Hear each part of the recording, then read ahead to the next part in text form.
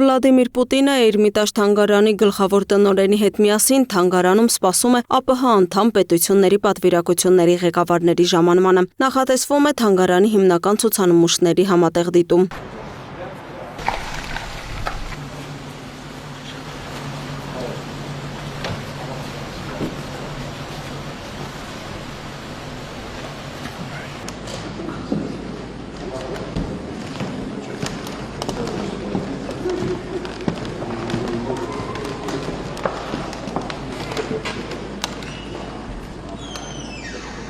Հայաստանի վարչապետ Նիկոլ Փաշինյանը Ղազախստանի, Ղրղստանի, Տաջիկստանի, Թուրքմենստանի և Ուզբեկստանի նախագահների հետ ժամանեց թանգարան, որտեղ էլ Ռուսաստանի նախագահի հետ նախ Էրմիտաժում կարճ զրույց ունեցան, ապա Ռուսաստանի Դաշնության նախագահը Փաշինյանի և մյուս երկրների առաջնորդների հետ շրջեցին թանգարանային տարբեր սրահներում, որտեղ ցուցադրվում են 18-րդ դարի ֆրանսիական գեղանկարչության գլուխգործոցներ։ Նաև այցելեցին Էրմիտաժի ոսկե գանձարանը։ Երկրների առաջնորդները ծանոթացան ներկայացված ցուցանմուշներին։ Նրանք եղան նաև Հայաստանի մշակույթի և արվեստի սրահում։ Այնուհետև Սանկտ Պետերբուրգում Էրմիտաժի Գեորգիևյան դահլիճում մեծ գահասրահում տեղի ունեցավ ԱՊՀ ղեկավարների ավանդական ոչ պաշտոնական գագաթնաժողովը։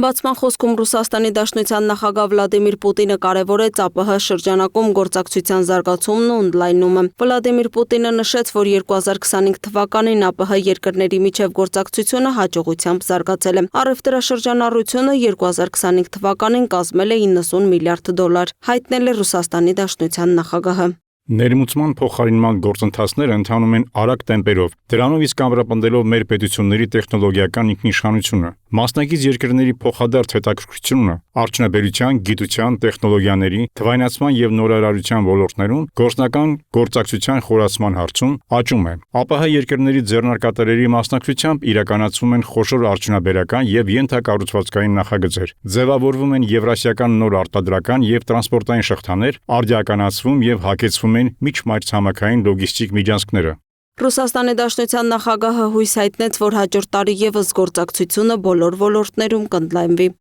Լուսինե Գրիգորյան, Free News, Ազատ լուրեր։